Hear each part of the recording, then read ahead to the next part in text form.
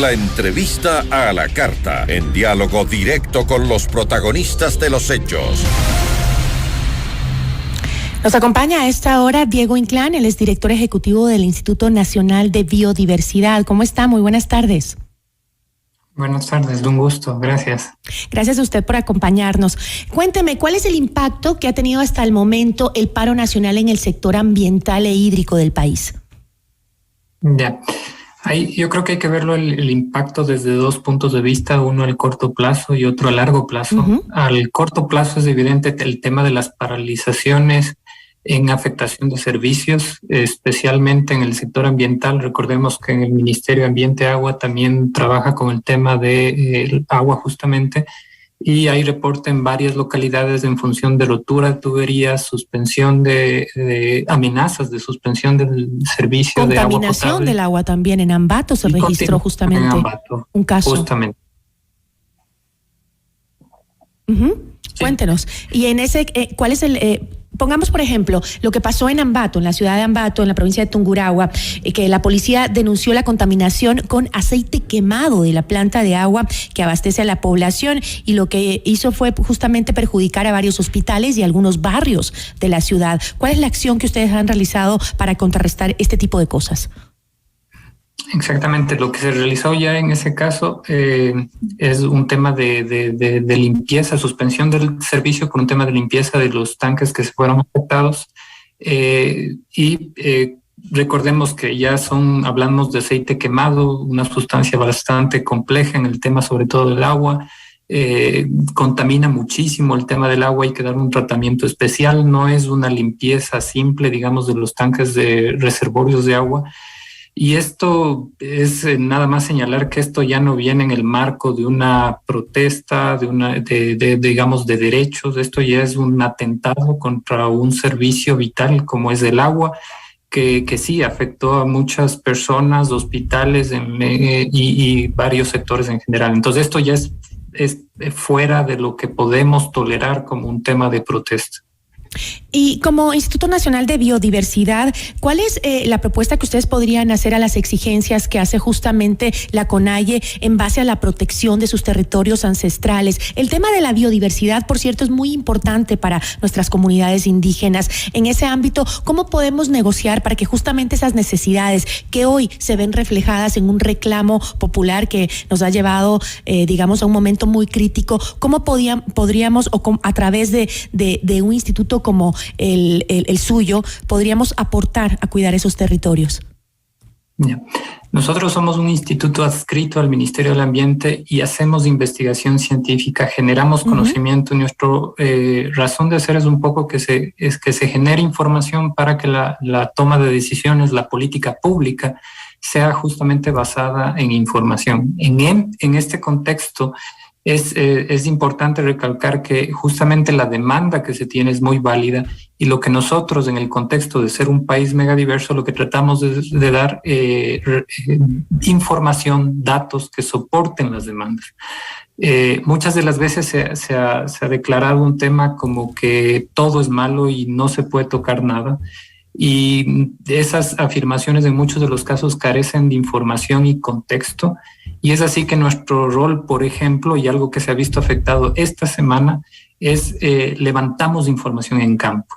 Hacemos investigaciones, salimos a expediciones de campo y justamente tratamos de entender qué biodiversidad está ahí, si esa biodiversidad es amenazada, si hay especies endémicas, qué pasaría si hay un proyecto de cualquier índole que pueda suceder en ese contexto, en esos paisajes, en esos ecosistemas, pero para eso necesitamos entender qué habita ahí. Entonces eso es algo que no hay una respuesta simple. Trabajamos como digo, hacer una expedición es compleja la organización.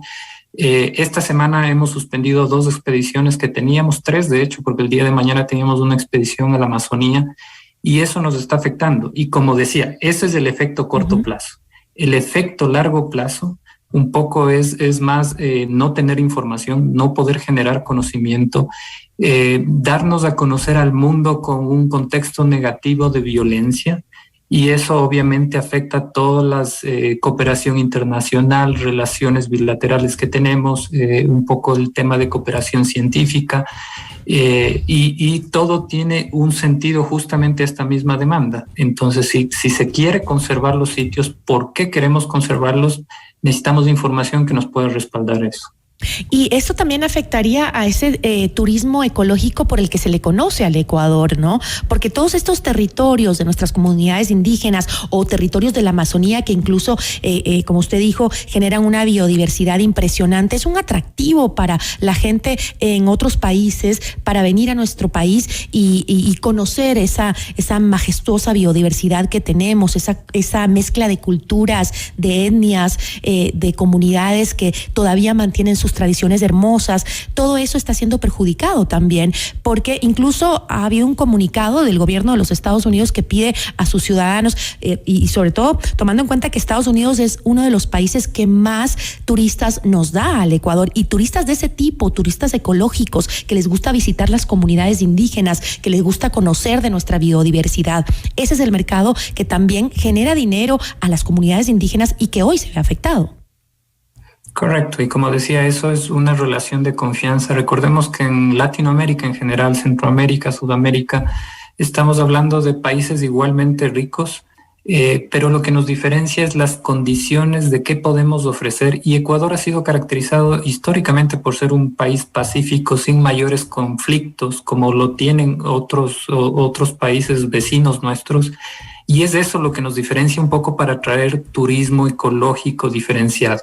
Ahora, como decía, si estas manifestaciones están rebasando el tema de ser una manifestación de reclamo de derechos y pasan un tono de violencia, y eso es lo que se hace eco en noticias internacionales, eso es algo que no lo vamos a borrar de la noche a la mañana. Eso ya queda un poco grabado en contextos de que nos vamos a dar a conocer como un país violento, y eso justamente hay que evitar.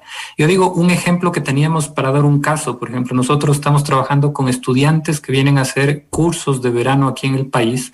Este agosto está programada una visita de un curso de más de 30 personas de Alemania, y cada persona en promedio hace una inversión de $5,000 entre pasajes, estadías, movilizaciones. Una persona $5,000.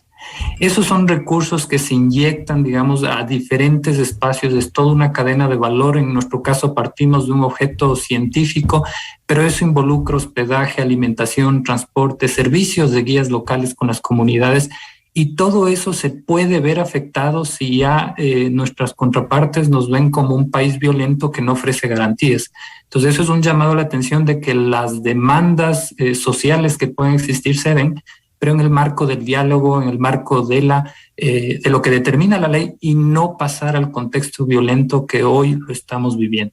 Es que a veces no nos damos cuenta de cómo están concatenados todos estos recursos, ¿no? El recurso natural, el recurso humano, también el recurso económico, que están de la mano, ¿no? Hablamos como que fuera independiente del tema de la naturaleza, del tema de la biodiversidad, independiente al tema de la economía, y no es así. El tema también de las comunidades autóctonas, indígenas de nuestro país, todo está encadenado. Si algo falla de esto, un eslabón de esta cadena de recursos falla, pues nos afecta a todos los que vivimos en este maravilloso país. Y en cuanto, un tema que quería tocar con usted era también, hablando de biodiversidad y cómo se ve afectada por el paro nacional, es también la fauna de algunas comunidades que está siendo afectada, me imagino, ¿no?